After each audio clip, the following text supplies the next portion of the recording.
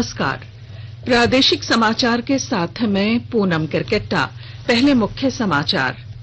केंद्रीय मंत्री रामविलास पासवान को राष्ट्रपति प्रधानमंत्री ने नई दिल्ली के 12 जनपथ स्थित निवास स्थान पर दी श्रद्धांजलि। कल पटना में राजकीय सम्मान के साथ किया जाएगा अंतिम संस्कार। राज्य में अब तक 80,000 से अधिक कोरोना संक्रमित हुए स्वस्थ। रिकवरी रेट 89% पहुंचा।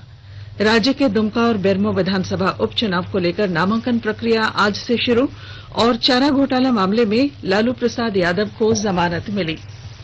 कोविड-19 महामारी के खिलाफ देश एकजुट होकर लड़ रहा है। अभी भी हमारे साथ सुरक्षा और बचाव के 3 आसान एहतियाती उपायों का आप भी संकल्प लें। मास्क पहनें, 2 गज की दूरी है जरूरी, सुरक्षित दूरी बनाए रखें, हाथ और मुंह साफ रखें। और अब समाचार विस्तार से। केंद्रीय मंत्री रामविलास पासवान का कल निधन हो गया। वे 74 वर्ष के थे। पिछले कुछ महीनों से वे बीमार चल रहे थे।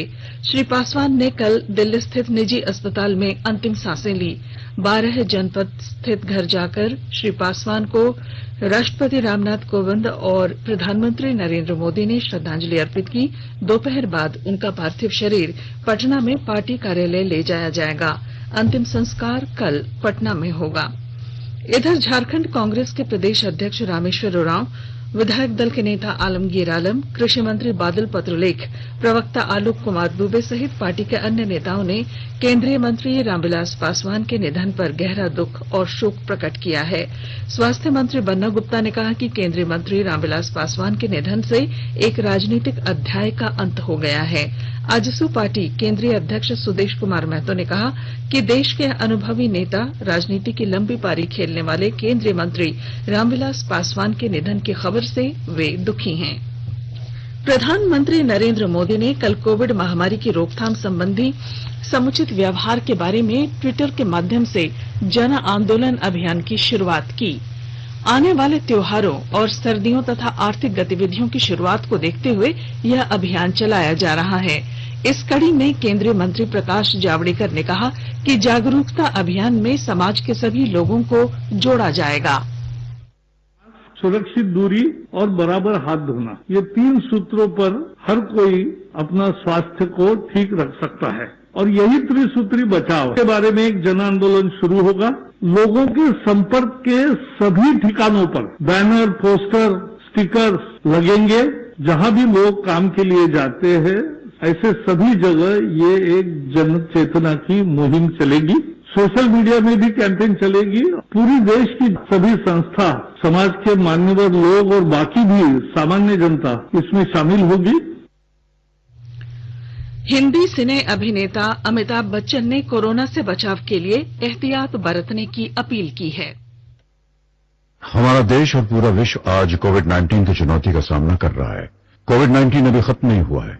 ऐसे में हमारा फर्ज है कि हम सतर्क रहें। इसलिए जब तक दवाई नहीं तब तक कोई ढिलाई नहीं। कोरोना से बचाव के लिए जरूरी है नियमित रूप से हाथ धोना, मास्क पहनना और आपस में उचित दूरी बनाए रखना।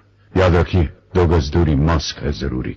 खांसी, बुखार या सांस लेने में कठिनाई होने पर हेल्पलाइन नंबर 1075 पर संपर्क करें। झारखंड के पूर्व मुख्यमंत्री रघुवर दास ने लोगों से कोरोना से बचाव के लिए जागरूक रहने की अपील की है।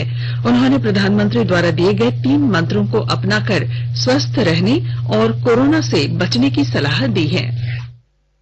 वैश्विक कोरोना महामारी के दौर में हम सबको बचने की जरूरत है। इससे कोरोना महामारी में हम जो एहतियात कर रहे हैं उसमें थोड़ी भी ढिलाई नहीं होनी चाहिए। घर से निकलते समय या बात करते समय मुंह में मास्क हम सही तरीके से जरूर लगाएं। इस महामारी को रोकने के लिए हर वक्त हमें 2 गज की दूरी बनाए रखना है। साथ ही साथ हम हमेशा हाथ और चेहरे को साबुन के साथ धोया करें ताकि इस कोरोना महामारी की जड़ को हम कर सकें। राज्य में अब तक 80,439 लोग कोरोना से स्वस्थ हो चुके हैं। पिछले कुछ हफ्तों से लगातार स्वास्थ्य दर में वृद्धि दर्ज की गई है। वर्तमान में कोरोना की स्वास्थ्य दर लगभग 89% दर्ज की गई।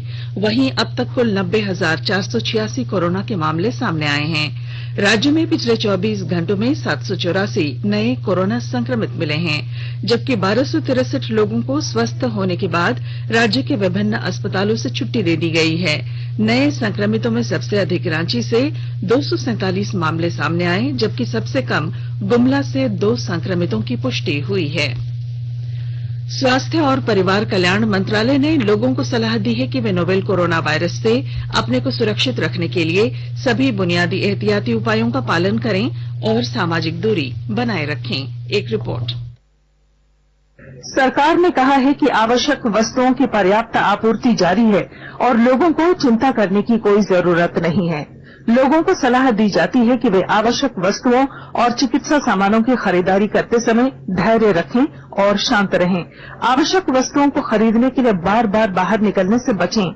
साथ ही लोगों से हाथ मिलाने और गले लगने से भी बचना चाहिए। बाजार, मेडिकल स्टोर और अस्पतालों में लोग कम से कम 1 मीटर की दूरी बनाए रखें। घर पर गैर जरूरी सामाजिक समारोह से बचा जाना चाहिए और घर पर मेहमानों को नहीं बुलाना चाहिए। लोगों को अपनी आंख, नाक और मुंह छूने से बचना चाहिए और लगातार हाथ साफ करते रहना चाहिए। हाथ को दोनों तरफ से कम 20 सेकंड तक रगड़कर धोना चाहिए। यदि कोई व्यक्ति खांसी या बुखार से पीड़ित है तो वह दूसरों के संपर्क में आने से बचे और डॉक्टर से तुरंत परामर्श ले। स्वास्थ्य मंत्रालय ने कोरोना वायरस के बारे में जानकारी के लिए एक टोल फ्री नंबर 1075 जारी किया है। इधर राज्य सरकार की ओर से भी कई दिशा निर्देश जारी किए गए हैं। इस सिलसिले में सरकार ने हेल्पलाइन नंबर 181 जारी किया है। सरकार ने कहा है कि कोरोना वायरस से संदिग्ध तौर पर संक्रमित कोई व्यक्ति पाया जाता है तो इसकी सूचना 0651 जो रांची का कोड है और टेलीफोन नंबर 2261-000 तथा 2261-002 के अलावा फैक्स नंबर 2261-856 और मोबाइल नंबर 9955837428 पर दी जा सकती है। आकाशवाणी रांची भी आपसे अपील करता है कि कोविड-19 के संक्रमण से बचने और अन्य लोगों को सुरक्षित रखने के लिए कृपया घर पर ही रहें और सरकारी दिशा निर्देशों का पालन करें। आकाशवाणी के ताजा तरीन समाचारों के लिए आप हमारी वेबसाइट newsonair.com पर लॉग ऑन कर सकते हैं। ताजा समाचार Twitter handle @AIR news alerts और Facebook page All India Radio news पर भी उपलब्ध है। आप प्रादेशिक समाचार एकांश के Twitter handle @AIR news _Ranchi और Facebook page AIR news Ranchi के अलावा YouTube channel regional news unit Ranchi पर भी हमारे बुलेटिन सुन सकते हैं। प्रादेशिक समाचार आप आकाशवाणी रांची से सुन रहे हैं और अब पेश है कोरोना से बचाव के कुछ संदेश। कोविड-19 से बचाव और सुरक्षित रहने के 3 उपाय। मास्क लगाएं, 2 गज दूरी है जरूरी, सुरक्षित दूरी रखें, हाथ और मुंह साफ रखें।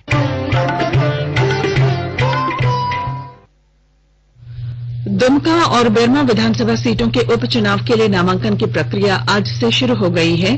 प्रत्याशी 16 अक्टूबर तक पर्चा दाखिल कर सकेंगे। 17 अक्टूबर को नामांकन पत्रों की जांच के बाद उम्मीदवारों की सूची जारी की जाएगी। वहीं नामांकन वापस लेने की अंतिम तिथि 19 अक्टूबर निर्धारित की गई है।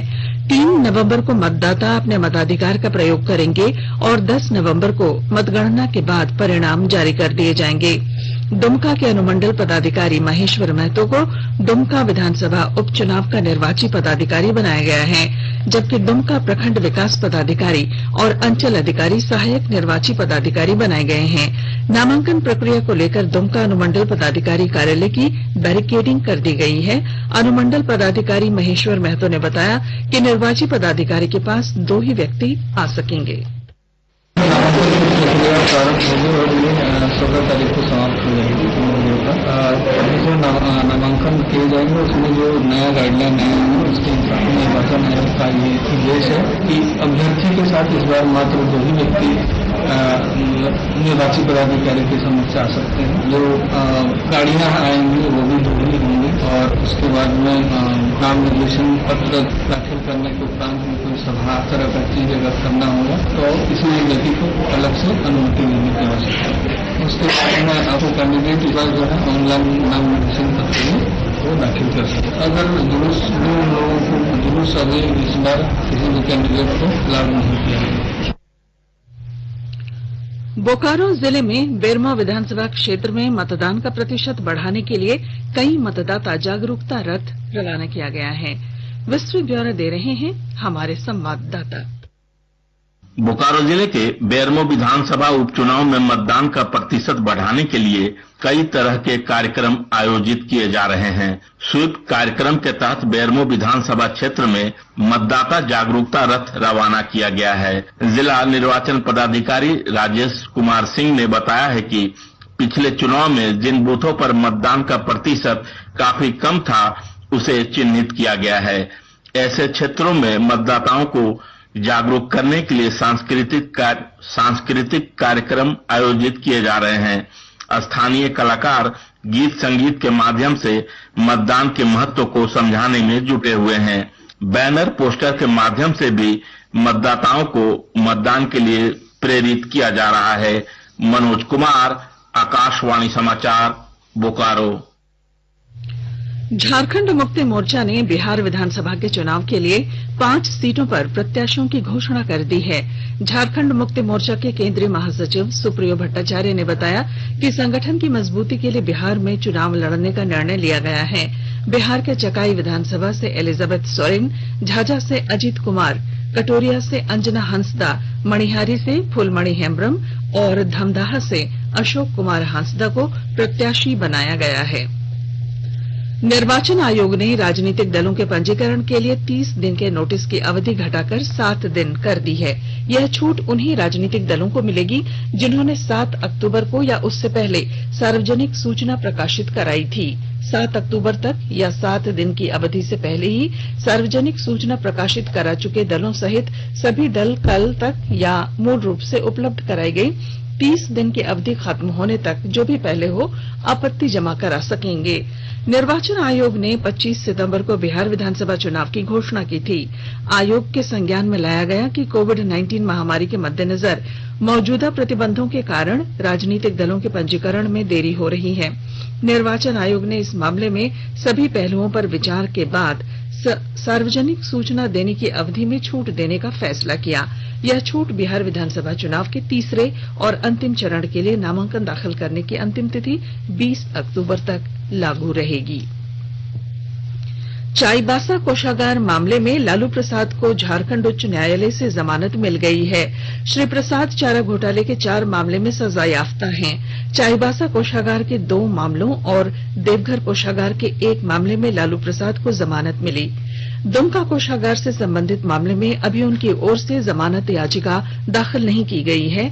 इस मामले में लालू प्रसाद को सर्वाधिक 7 साल की सजा मिली है। चाईबासा कोषागार के जिस मामले में उन्हें जमानत मिली उसमें उन्हें 5 साल की सजा सुनाई गई है।